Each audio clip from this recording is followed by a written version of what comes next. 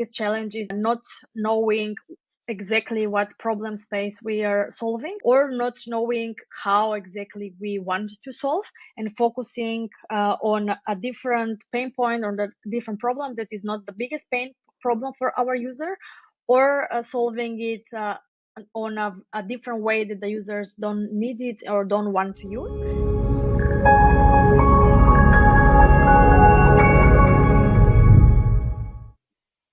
Welcome to The Executives, the show where we navigate the intricate world of executive leadership, exploring strategies, insights, and personal stories of successful professionals shaping the global business landscape. I'm your host, Majid, and today we have a very special guest with us, Darinka, a product management professional with a rich background in building and leading cross functional teams. Currently, she works as a product management consultant and an associate professor at Arden University. Hello and welcome to the show, Darinka. Hello, Majid. Thank you for the warm introduction and pleasure to be here today. So let's jump right into it. Can you kindly introduce yourself more? I just said two, three words about you. So can you kindly Mhm. introduce yourself to our audience? Of course. As First of all, thank you, Majid, for inviting me for your show. And a short introduction. I am Darinka, product manager for B2B and B2B2C products for the last 7 years. I've been working in different stage startups from early stage to growth and scale up, mostly in fintech, healthcare, and manufacturing tech. And recently, I have switched to consulting. So I'm a consultant for product management and focusing on discovery and user research and iterating early stage products or navigating product to reach product market fit. And as Majid said, besides my work is in industry, I also work in academia as a professor for agile methodologies. So I recently can connect academia with business world at one as well. Amazing. Welcome again to the show. It's very pleasure. It's a big pleasure for me to have you because I see you're very experienced and we would love to ask you a lot of questions. So let's jump right into it. The topic for today's discussion is around the art of creative problem solving in technology. It's something we see happening everywhere. Technology is everywhere, from washing machines to I saw recently something where they were cooking food. It was all automated, IoT device to that, and then mobile phones, applications, entertainment system, everything is technology. So we would love to explore that particular part of product management. So without further ado, let's jump right into the questions. With your diverse experience spanning startups to Fortune 500 companies, what has been the most challenging problem and how actually did you approach it? So as was focusing in product discovery and user research in the last year, and the reason why I basically become specialist in this area is because of as working in different stage companies and startups, I have foreseen this is a main challenge, and this is by this I refer to understanding the user problem in details, understanding the root cause and all the whole ecosystem about the problem space we are trying to solve.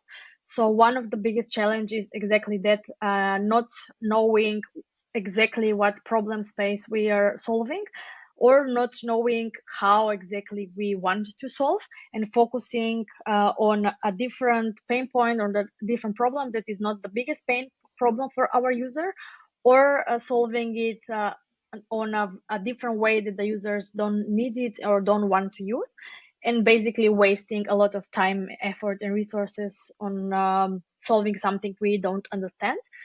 And I think no matter if you're early stage or bigger company, this problem occurs very regularly because, as you mentioned, technology is everywhere. Technology changes so fast. So as the customers' expectations and the customers' challenges and problems. And if we don't have this continuous discovery and continuous learning about our users, we are definitely going to be very away of the market and what we need to solve. So yeah, this would be the number one challenge I would highlight for big companies and startups. Mm-hmm. I, I had recently another call with Bruno, who's also a product manager, and we had the similar concept coming from him, that unforeseen circumstances or unforeseen element that you cannot predict or say that this thing can happen.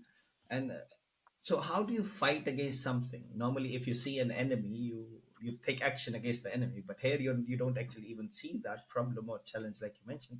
So what kind of action would you take that you're still prepared, so to say, uh, as compared to being not at all prepared? So as a product manager, how do you do that? So one way to be prepared to address the ever-changing customer challenges and customer needs is to implement user research and discovery as continuous process. Mm-hmm. So talking to users on weekly or bi-weekly level, getting customer insights, understanding user behavior, recordings, review recordings of how our users are using our product. So having this mindset of research as continuous part of our process is definitely something that can help us fight these challenges. And because there's so much data about our users out there and so many very advanced tools, it's actually very easy to track user behavior, to have user interviews on frequent level, and ensure that whatever we're building, that we're always testing, we continuously gather feedback, we continuously benchmark how we are performing over time. We continuously benchmark our KPIs. Are we on track? Is it something that we're doing right, or is it something that went really wrong? Is our customer database growing, or if it's reducing? How about repeating customers? How about new customers? So continuously monitoring and being on top of your users, knowing how your users are using your product, and also tracking the numbers of users will definitely help you be on the right track and build the right product. Mm-hmm. And because you have worked for startups, limited money, limited resources, limited everything, and then you have worked for corporates who are a little bit more open with budgeting, but they have long processes. Approval processes Mm-hmm. are so long that if you want as small as a pen or a notebook, it might take you a week or two to get the approval. Mm-hmm. So, do you think the product discovery or the whole customer feedback or this unforeseen can be prepared in a similar manner, or is it different between the two, between startups and corporates? Mm-hmm. So definitely, as you mentioned already, there's big difference between early stage idea product where our budget is limited and big corporate where budget is, let's say, not a point of discussion, but there are a lot of processes and a lot of levels that need to come in order discovery to be approved. So I think depending on the challenge and depending on the exact situation the company is, that's how the discovery would differ.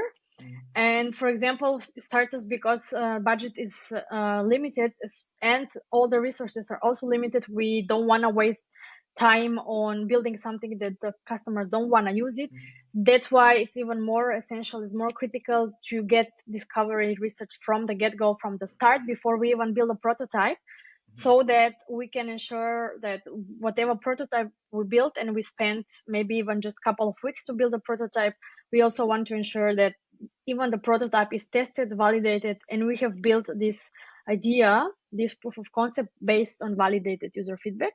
mhm, And because we everything happens quickly and fast, and we don't have big lines of approvals within startups, this discovery can happen in a couple of weeks. In three, mhm, 4 weeks, we can already have a very important information about our customers, about our users, that can help us build our hypothesis, build our proof of concept, launch, and then test, get feedback, and then further build. So that would mhm, be how in startups it's mhm, done. And when it comes to corporates, we of course have to do discoveries well, and the process would go slower because we need to update all different stakeholders and different departments of the changes we do. Maybe it will take longer to connect with the users, to gather the feedback, to transport or communicate all the customer insights throughout the organization, and then decide to make a change and make a decision. So these would be the main challenges or the main differences between corporates and mhm. startups. That reminds me. I saw a meme. I also posted that on LinkedIn where there's a guy riding a bicycle, and then he thinks, "Hey, let's launch a new feature." This particular person is a product manager, and then he takes a pipe and puts it in the wheel of the bike, and then he falls over without thinking that this feature was relevant to the customer. It aligns with what you're mentioning, right? That you need to ask your customer. So it reminded me of that. Interesting. So for me, in the tech realm, right, where problems, there is a probability that they can be multifaceted. It can be a business problem or financial problem. um, where How do you basically define creative problem solving? You mean as a definition? Yes, what do you think is creative problem solving? Like, what is your approach to this? So for me, creative problem solving is coming up with a combination of different ways to approach something or implement one way of solving another challenge to something completely relevant or completely different that at first it might sound ridiculous, but basically trying out to combine different approaches of solving a problem or coming out combining different techniques to come up with something new and build something. Even it doesn't need to be the full solution, but something a proof of concept, and succeeding to actually build something and prove on the market that this actually has a value. Mm, It's the very, how to say, minor or the very basic definition of creative problem solving. mm, And if you learn or understand how to basically navigate through the market or through what you want to your use your solution or your prototype, you want to navigate until it actually fits on the market and reaches the point of scale. mm, This is I think the in my perspective the mhm. ultimate problem solving that every Okay. product manager thinking needs to be there. Interesting. And can you give us an example from your own journey of product management, that where you took creative problem solving and solved something? Mm-hmm, mm-hmm, mm-hmm. So I think because I've worked mostly with startups, the problem solving thinking that I've been practicing is how to test something in a very fast way and how to build something which require very minimum resources and time and effort invested. So basically to solve a solution out of already existing tools. And for example, we wanted to test with my team analytics platform for operations managers, where instead of getting information from different systems and Excels and combining different data and sending it via PDF, we wanted to give a reporting dashboard with just basically a couple of clicks. So we wanted to streamline the whole reporting for operations manager in factories.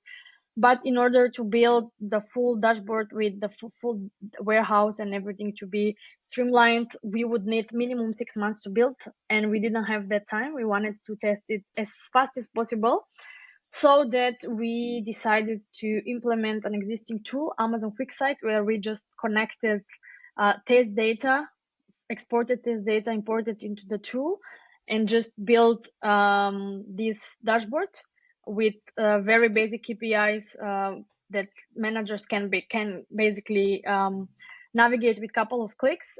And then we wanted to test if this gonna be useful and valuable for them, and then build the whole warehouse and the whole dashboard. And we in 3 to 4 weeks this was completed because the tool was already there. We just built this proof of concept dashboard. We tested on with our actual end users. We did user interviews, and then basically in total of 5 weeks we had something built, validated with users.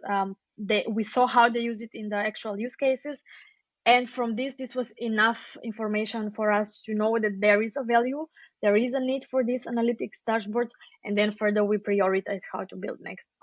So Mm, basically, to bottom line, to seeing how to test something and how to find a solution to be validated on the market with minimum time and value invested.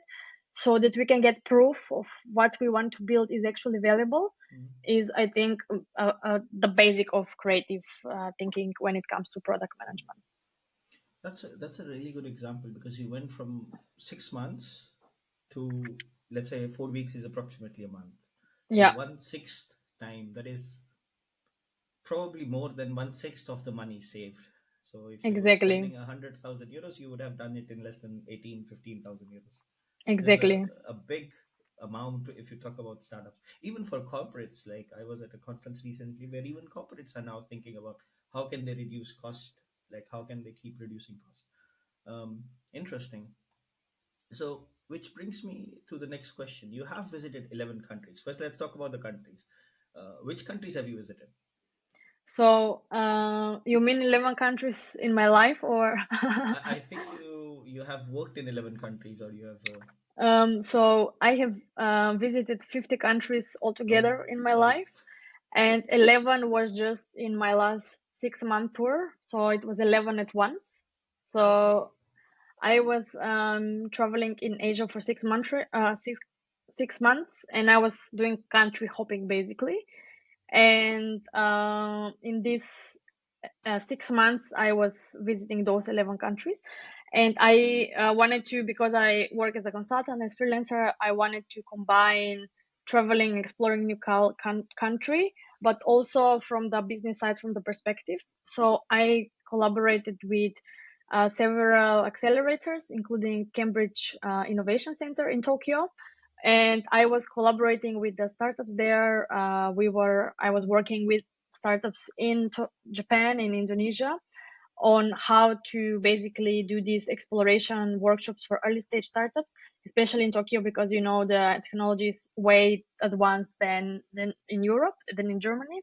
we I was working with the startups on this early stage exploration of the problem, building proof of concept and validating until basically the use case of what they wanted to build actually has a value for the users. Mhm. And yeah, this was the 11 country experience. Interesting. Interesting. I see. And you were in Asia, so you mentioned already the countries. So, because how was the cultural difference like? Because there is a huge cultural difference in Asia and in Europe. So, how has the cultural difference influenced your tech problem solving approach? Because Hmm, in hmm. Japan, it's I haven't been to Japan, but I've been to Thailand. So Thailand is very different from Germany. There are things in Germany which are completely normal. You should never do in Thailand. It's Exactly. considered rude. Yes, So. exactly. So, so Europe and Asia are totally different, but also each country within Asia itself is also very different, especially because I visited from very poor and unadvanced countries like Vietnam, Laos, Cambodia, Thailand, Philippines, and I was visiting like the most rural islands in Philippines. To at the end of the tour, I finished with South Korea and Tokyo, and this was like a roller coaster of experiences and how people are approaching entrepreneurship and problem solving. So basically, I was able to exercise within this 6 months period how, depending on how advanced the culture and the country is, and depending how much reliant on technologies, how people find creative solutions to some very basic problems, Mm. from the daily operations of people's life to some very advanced optimization of processes and businesses, especially in Japan. And it's very different to just not because of the advance of technology, but also on people culture.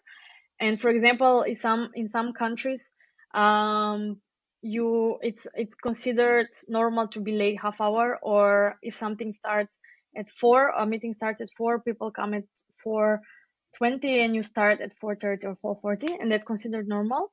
And then you need to constantly follow up, and constantly communicate what needs to be done, constantly ensure that everyone is on the same page, be reminded. While on the other hand, in Japan, it was the meetings are always short, concise, on time, and you only have to repeat or agree on the project or the outcome that you work together once.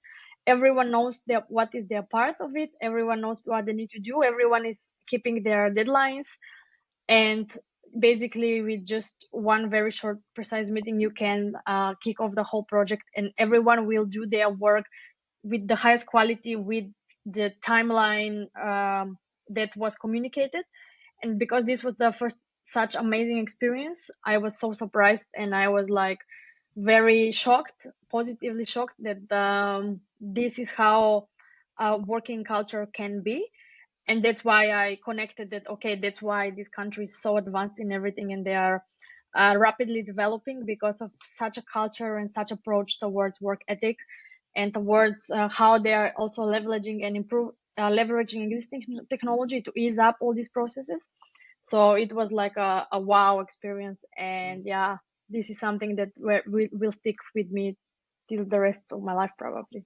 Interesting, interesting. Japan itself has a very rich culture, in terms of tech, it's far ahead of any country I know. Also, Korea, they are really, really advanced. Like things like opening a bank account, the internet, everything is super, super fast. Um, how do you think the like between Europe, like between Germany and Japan, what do you think were the differences? Like you've worked with startups here in Germany, and also you've worked with startups in Japan. So what do you think were the main differences? So I think the the culture is in Japan is welcoming, and that you can basically build anything without too much how to say bureaucracy, or wait too much time or long time something to be approved, or filling the documentation, or wait to communicate within the big organization, everyone to be on the same page, approval from this, approval from that. And I think in Japan is stimulating that if you have an idea, if it's good enough, go for it. We will support it, and we will give you feedback, and we will use your product, and we will support to help you build what you have come with on mind. And basically, it's more welcoming for people to try and build things. And because people are very hardworking there, I think they work minimum 10 hours a day. At 12 is maybe a normal. And when you have such a encouraging culture, I think it's very stimulating and also easy to build. And if something doesn't work, if you fail, then you move immediately to the next thing, and you basically build it. And I think that was the main perspective what I get in Japan. While in Germany, things are moving very slow. You need approval for everything. You have a lot of bureaucracy, a big documentation. Also, if you want to make a change in a big organization or propose a change, as a foreigner, I didn't get the impression that you are welcome to that easy do something different. You have to follow some kind of path or some kind of system. And then if you wanna go away, you are not gonna be welcome to do that. And I think that's why, because of such a mindset, such a culture, Germany is slow in adopting technology, and it's slow in basically building and encouraging people to try different things, and to basically try even different things with new tech. And that's why I think Germany is a little bit behind with the technology adoption, and having a massively successful tech companies from Germany. Hmm, I see. That's interesting. Because when you see, for example, Japan, they are really building the latest technology. They're really competing. I recently saw a car from China. I'm sure you have seen the video. There was a car was making a tank turn. I have not seen it. It's like it went viral and on TikTok, on Mm, Instagram, and there was a car hmm. that was doing a tank turn without turning the wheels. The car made a 360-degree, Yeah, which is exactly. super. Like when I saw it, I was like, huh, that's how basically a tank turns. So, and it's actually called tank Exactly. turn. Yeah, um, exactly. Interesting. And because you're on the side of academics, as we mentioned, and also on the side of the corporate or startup world, or the professional life. So how do you balance out? Because academics, there are theories that were written 20 years ago, 10 years ago, 50 years ago also. How do you balance that, the academic theory, together with real world challenges? Because it's not necessary that the theory that you studied is actually going to come as a challenge to you. Mm-hmm. Challenges are getting harder. Exactly. So I think when I came originally after studies to workplace, basically everything I was studying at the uni was no longer applied. So I had to basically forget what I've learned and relearn everything from in the actual business world, because as technology is changing so fast, the processes are changing so fast, especially the new discovering user research, which I could only learn while actually doing and working with startups. So from coming as a student from academia to business was basically relearning, and now from business coming back to academia to teach other students to basically how they need to build a product, or because what I teach is agile product management, agile development, and it's basically the questions I get from the students. I don't even know how to answer, because what they learn in academia, also from the agile methodologies which they didn't evolve in the last years, Mm. and what is actually happening on the business, it's so different that I even tell to my students, okay, you don't need to learn this, forget about it, don't worry about it, this will never be a challenge in real world. This is what you need to learn, this is what you need to prepare, this is what you cannot learn from book. You need to go and be exposed, and you need to find an internship, go to a real company, and just get exposed to it and try to practice it, because you cannot learn what we learn from books and from watching a lesson or from attending a lesson. So my one go-to advice to my students is basically some things you can learn, but some things you really need to be exposed and to feel it in order to learn it and experience it, and basically learn further from there. That's true. I remember when I read the first time the 12-page or 20-page guide from Scrum, the old one, not the new one that they Yeah, updated recently. And when I saw what our company was doing, it was a completely different world. And then I went to the exactly. CPO and I said, "Hey, dude, why are we doing this? This is different than the theory." He said, "Majid, you will never have Scrum that is the same like the theory, because that method was built like 20 years ago. um, it has evolved now. So, and that's true, I think, with what you're mentioning, that people need to get exposure. Exposure is key. And especially with the rapid development now with everything, it's crazy. Like, I've been experimenting with ChatGPT, for example, the image creation. It is pretty crazy what it can do. Exactly, exactly. So now, because we are now talking about rapidly changing technology landscape, as a product strategy person, because product managers are really strategic at heart, how do you anticipate market needs, and especially in a rapidly changing technological landscape? Mm-hmm, mm-hmm. So yeah, this is very good question, because there's no straightforward answer. I think depends on what problem space you are, what domain you are, and what you're trying to solve. The pace of what you need to update is different. For example, if you work for some B2B software where for bigger companies where changes are happening fast, these fast-paced technology changes will not impact that much. So you can basically on your yearly strategies or yearly reviews of the roadmaps, basically align or reiterate your strategy to keep up with the pace. But on the other hand, if you are a startup that leverages some of the newest technologies, or is in highly competitive space where also the customer expectations are changing fast, then the only way to follow this fast pace is basically to have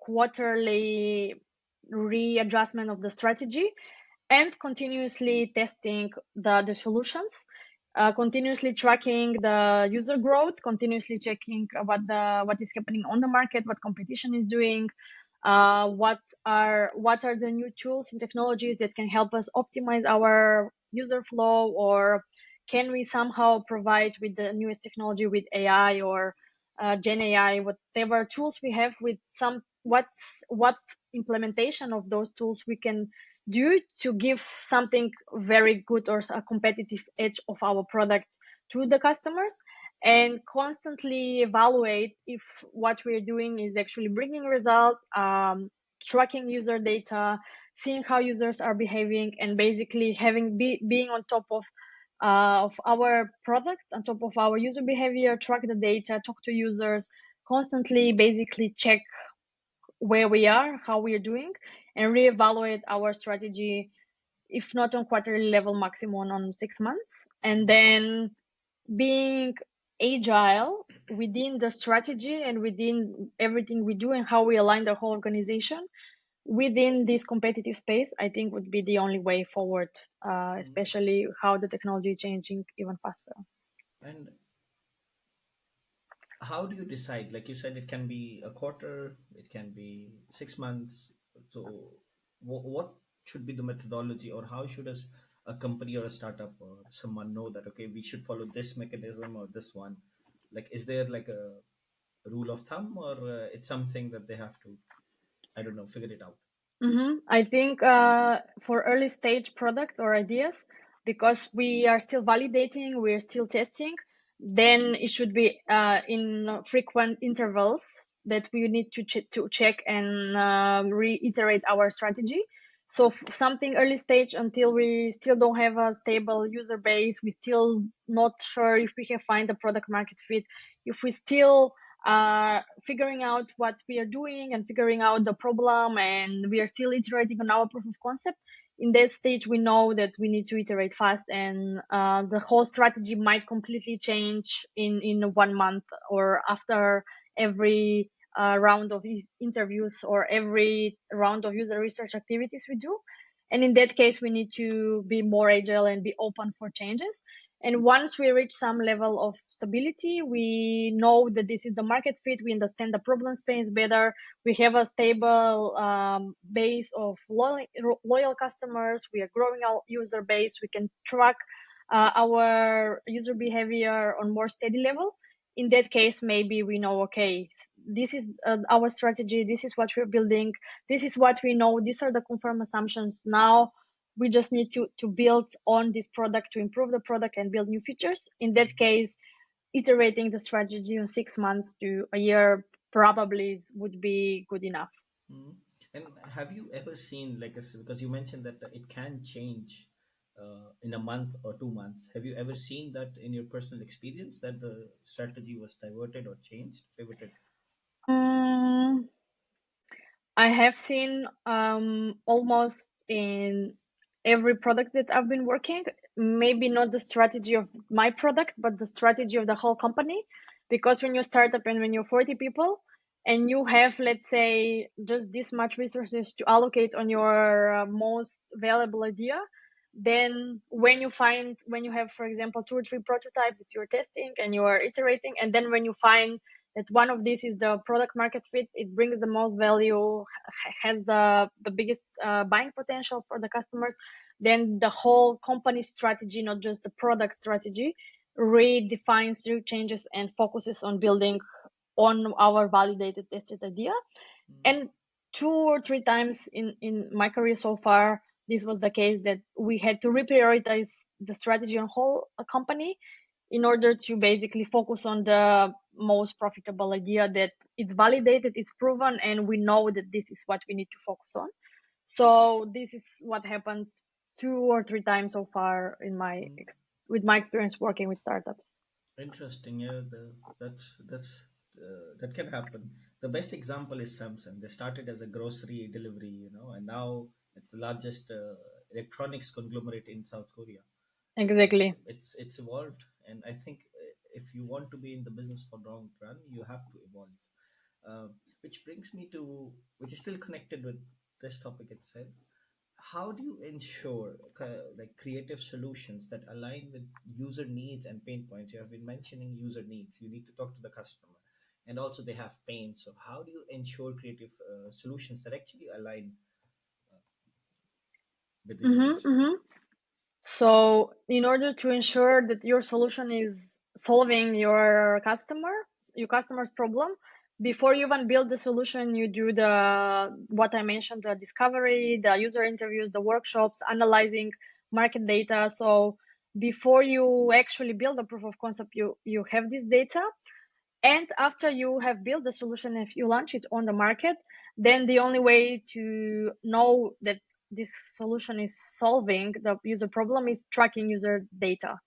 And at the beginning, we just need to track very few KPIs. So, do we have new customers on daily or weekly level?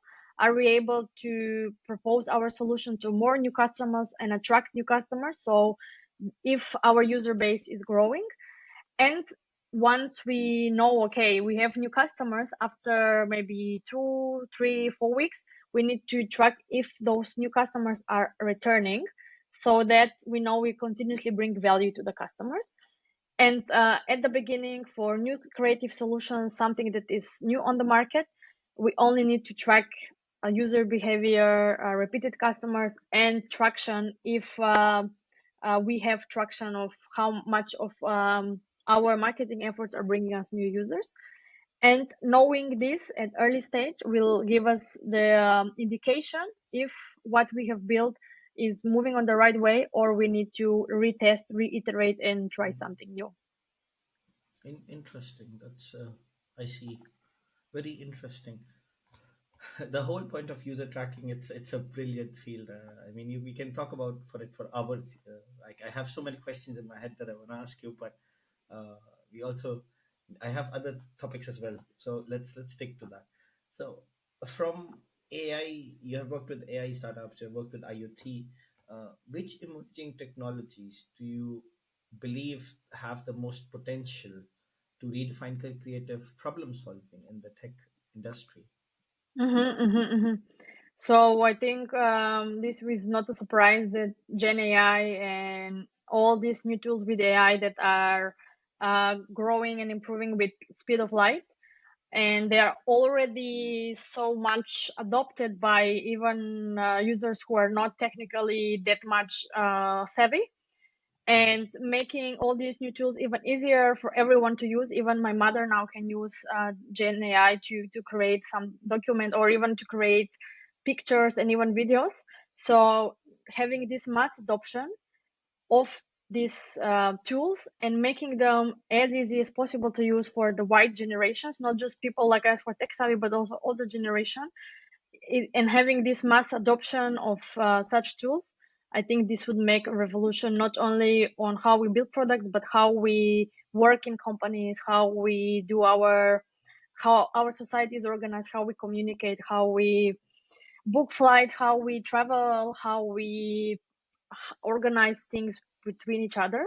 So it's definitely happening, and I see with the massive adoption and with the massive fast changes of improving and making the accuracy of all these tools very high, it would it would have basically over time very quickly a revolution, and how everything is done now, how Word was adopted, how Google was adopted, this would very fast be with AI, and it would basically be the new normal very, very soon. I think in a year 2 to 3, AI would be the new normal, would be like Google. Yes, I mean, because we talked about creative problem solving, and now you mentioned that AI is going to be one of the revolutions, or it actually already is partly, like you said. How much do you think, as a product manager, should one rely on using AI tools to help them? Because often I'm getting this question, "Hey, is AI going to take my job?" So my answer is no, but I would love to understand, how do you think a product person can actually utilize the power of AI That's to right. enhance their own, what do you think, how should they use it? Exactly. So I also agree with you that AI will never be able to 100% subsidize human mind and human brain, because it's still a machine and we invented it. But it's also true that if you don't learn how to leverage this technology and how to navigate in this AI world, I believe your job will no longer be needed. because AI can do what you do, because what you do right now, it's so simple that can be done with a machine. So in order for us humans to basically our workplace, we need to learn how we can use these tools to optimize, streamline our work, and basically do better, high quality job faster, and with more value, and build something more relevant for the users, optimize things, make things more easy, more smooth, for us to rely on the technology and move and build further better solutions. Mm. And unless we learn how to navigate and leverage this world, then we are kind of out of this world. Mm. So um, I think everyone, no matter the job, should learn today, right now, how to maneuver and leverage all those tools, and learn how to live within the new AI era. Mm. And as a product person, like if you go back 3 years ago when there was no AI, no one knew that ChatGPT is coming or something like that is going to change everything. Mm-hmm. What was the most unexpected thing that you saw that you never expected? There's a tool coming that will make it so easy for you. Mm-hmm. Uh, So I think I never expected that the adoption of all these new tools will be so fast and so massive. And I never expected it would be to this high quality level, because I remember when AI was emerging, and we were all knew that it's new technology and it's revolutionizing, and we were all kind of trying to implement AI or machine learning in our software. And I remember we were having machine learn algorithm, or we wanted to build, but it was something like, yes, we need a lot of data, we need to check the accuracy. It was something like sometime in the future, in 10 years, we would need to build this AI thing. And now it was like coming from a thunderstorm, boom, here it is, 100%, or very high accuracy, very fast, very streamlined. And boom, overnight, the market shifted, and there were, especially in fast changing rapid markets like Berlin, the tech workforce like changed completely, like in thunderstorm. So for me, that was the biggest surprise, that I didn't mm, expect it will happen so fast, so massively adopted, and very, very high accuracy. I see. I was reading an article the other day. It said that GPT-4 is 97% accurate. It's Wow, so high. Like that's imagine you ask it something and it's going to be 97% correct. accurate. I mean, even That's, humans we make mistakes. So yeah, I think that's more accurate than a human. Yeah. I see. And the whole point with AI, with the ChatGPT and evolving of these tools, I recently saw a problem as well. That one day ChatGPT was down, and Mm-hmm. then all the tools that were built on top of ChatGPT, all of them were down. Yeah, exactly. Which when I because I use a lot of AI as well, which actually did scare me. Whichever tool I went to, it was like, hey, we are down because of ChatGPT is down. Hey, we are down because Mm-hmm. ChatGPT is down. And then I started thinking, so if ChatGPT is basically down or something is wrong or they pull the plug or something, whatever happens, like we cannot predict, right? That can be very dangerous for us as well as product managers or in general people as professionals. Mm-hmm. Mm-hmm. That's right. I agree. So, right now, as you said, it's single source of failure, and the impact of this going down, it's massive. But because there are so many other similar tools like ChatGPT emerging, this would distribute, Mm, and I think very soon this would be the failure rate, the single point of failure will be distributed, and it will not be that scary if one mm, tool like ChatGPT is down. So I think mm, this is very fast. 6 months to a year will be, no, this would not be our worry. mm. That's true. That's true. One more thing, I'm testing out like different AI tools all the time, like playing around as much as I can. Yesterday I was sitting down and I was using a GPT tool. So what I did was like I wanted to see if it can generate me a series of images together in a single prompt. It couldn't as of now, it said no, it can only generate one picture at a time. And what happened was I gave it all the 8 9 prompts, and then I said, hey, generate me all these pictures. It said it cannot do it, so I will generate one. So generated me the first one, and they said, should we continue or should I regenerate? Mm-hmm. And then I said, yes, please continue. It went on to the second one. And now the cool thing was these were all connected. The thing was I was going from prompt 1 2 3 4 5 6, so it was like a storyline, and it was scarily, like it was really scarily accurate. Like when I said no, I don't like it, it redid the thing for me, and it was getting better and better. I was like, Exactly. so it's going to change a lot of things. I know there are it's going to evolve also. It's evolving and it will continue evolving. um, so now let's move more towards the challenges or problems or pitfalls of the whole. I know tech world is very fast paced. You mentioned agility. You need to be fast. You need to be agile. You need to take decisions quickly, or rapid development. What are some of the common pitfalls, challenges, or issues that you have actually observed in product management and problem solving? Mm-hmm, mm-hmm.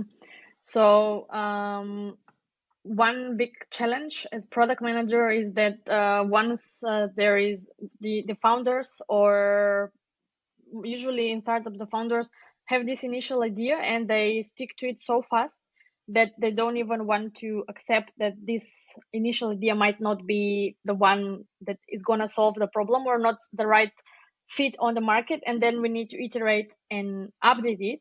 And because also now the product managers come into this daily operations loop, or just doing the work and building and testing, that we forget sometimes to make a break and zoom out and understand where we are with what we're building right now for the users, for the market, how we need to adapt.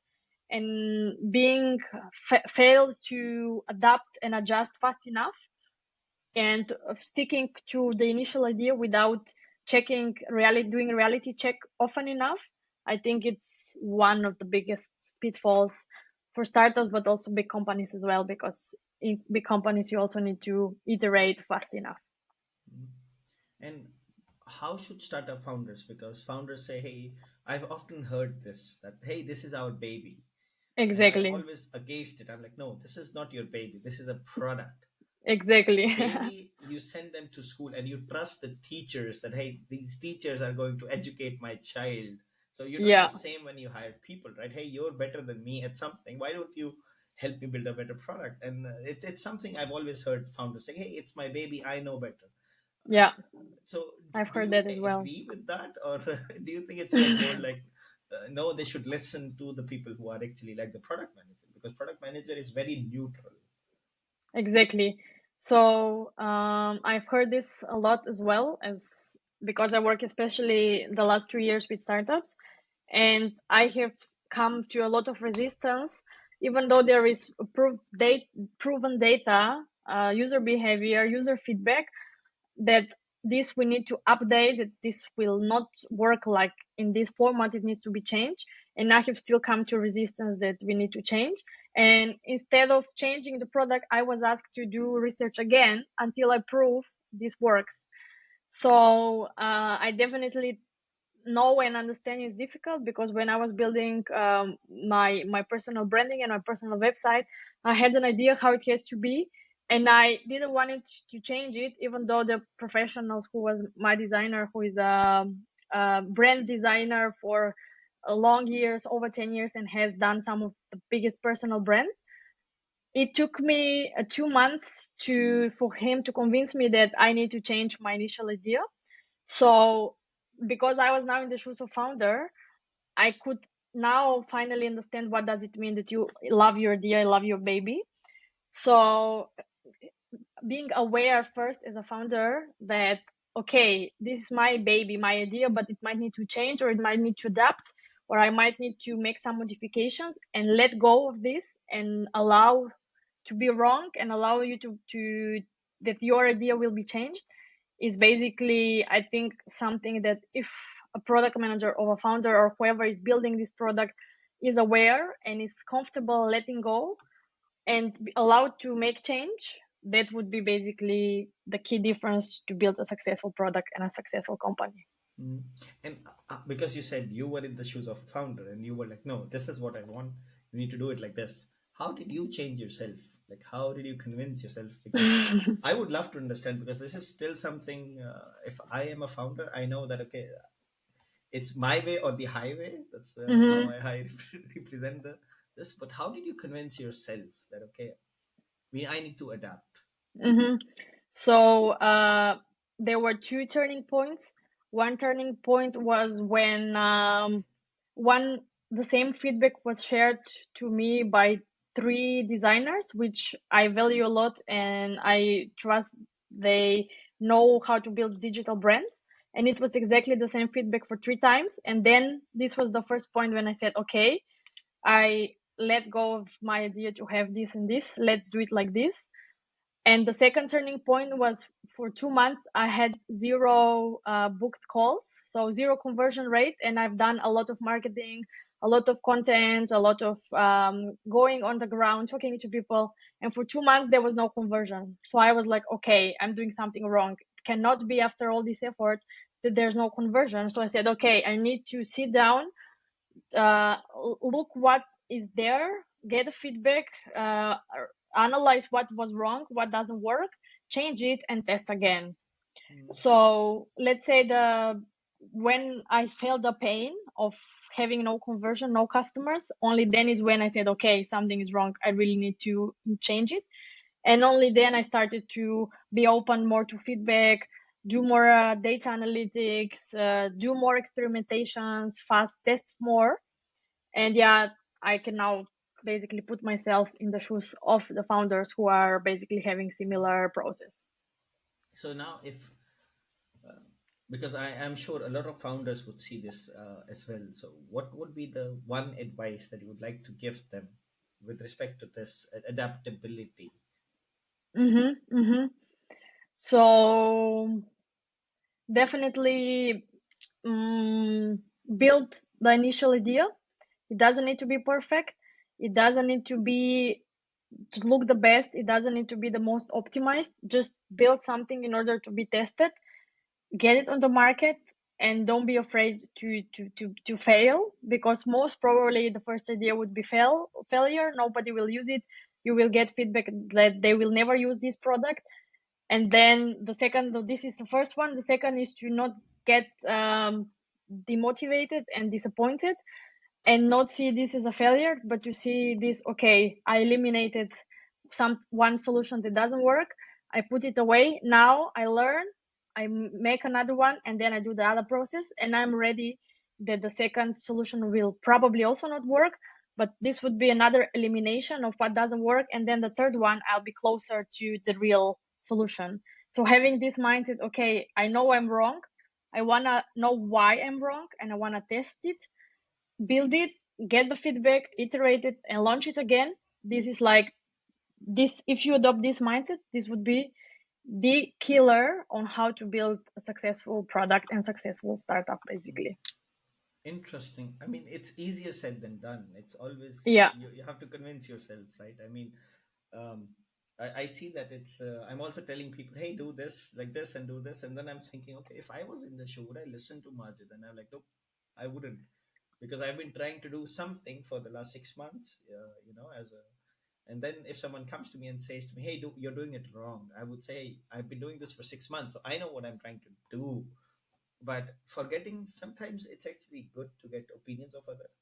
And you also mentioned that it's important to talk with people, customers, people, and also get feedback. So Mm-hmm. I think it all comes together, that it needs to be that you should listen to people. I mean, it's not bad. Worst thing, if you do something, you can run an A/B test to see if if the advice they gave works or no. I mean, not Exactly. with branding. Branding, you can't do an A/B test, but with other things, you can.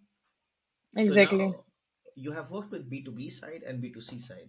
They're completely different worlds. Like B2B has a different marketing tactic, how you sell, how you upsell to them. It's completely different than a B2C, for example.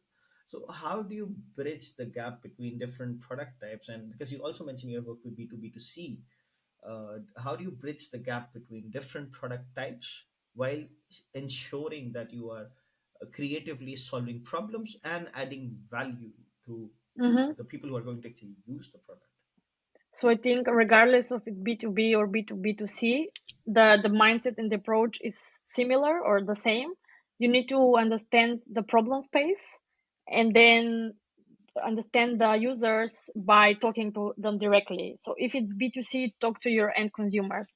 If it's B2B, then you need to talk to your end users who are using the product and the decision makers who are gonna decide if they're gonna buy and use your product. So basically, and in B2B2C, you have multiple sites, or sometimes you have 3 or 4 user personas, and you need to talk with them and understand all of them and understand which problem site for each persona you want to solve. So the key is, no matter if it's B2B or B2C, to know and understand exact problem, exact desire and exact need for the specific target persona that you are solving or building this product for. Hmm. And interesting. And the personas that you're building, for example, for B2B, B2C, or B2B2C, like multiple personas, how would you suggest startups, like, or anyone who's approaching this, to build these personas? Should they have real people? Like, should they actually go out on the street, or should they use like online tools, like just to see, like, get feedback using Google Forms, for example, or a tool? Mm-hmm. So can be both, because it's not easy to reach our users in person, especially now with such a fast, massive technology. We can leverage, or we should leverage technology and basically just get a feedback with forums or even video interview, or just observe with some of the tools. So, but also if you have the chance to observe our users real life, especially for some specific domain like healthcare or manufacturing, this is also a very good first-hand observation feedback of how our users are behaving. So I think both should be implemented when doing user research. Interesting. And because sometimes some industries are more open towards, like, if someone talks to me, for example, when if I'm in the hospital or something is going wrong. For example, I remember when I was in the hospital with COVID, Mm-hmm. a nurse came to me and said, "Hey, you know what? We are doing an experiment to see if this thing works, and can we test it on you?" And I was like, "Huh, not really. I wouldn't like that. Like, what are the chances that it can have an issue?" I was like, "Yeah, it can. It has a lot of side effects." And they started telling me the side effects one after the other one, and it scared me more and more and more. And I was like, "Lady, can you just go away? Like, I don't want to be a lab rat here." So the thing Exactly. is, it can be also like hard sometimes to reach the customer, because it can have severe consequences on their life, or on how they use the product, right? That's right. um Interesting. That's cool. And now, because we're also coming towards an end, this is a question that always comes to me. Again, it was asked by someone that I got an email from. This particular lady was like, whenever you have a woman who's a product manager, so ask them about, one, what inspired them to be a product manager. So first, let's answer this question: what inspired you to be a product manager?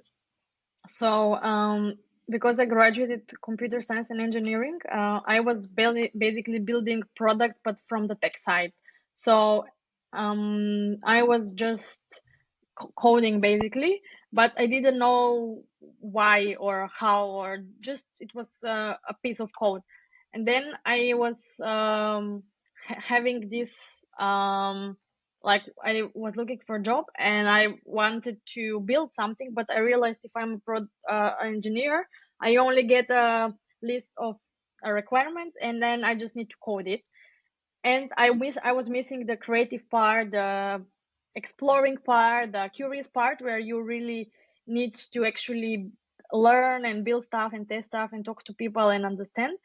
So that's where I said, okay, I can also be on the front side, on the designing side, and build a solution to solve a problem.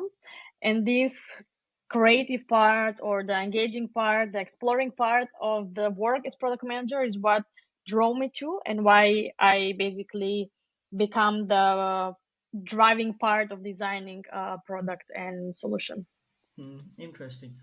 And the same email continued and asking the second question, because this is something I always said. Hey, we are not technical. We don't have a background in computer science. We don't understand how coding works, for example. Can we still be product managers? Um, yes, because the product manager doesn't need to build the solution. Product manager needs to understand the user challenges, the market, and propose the best solution how to solve this problem. And the actual execution on how will be done on the actual technical side, there are our colleagues, the technical engineers who are the expert in this, and they will design the actual implementation of the software. So in my perspective, definitely technical background is not necessary to become a product manager. Interesting. And now, final question.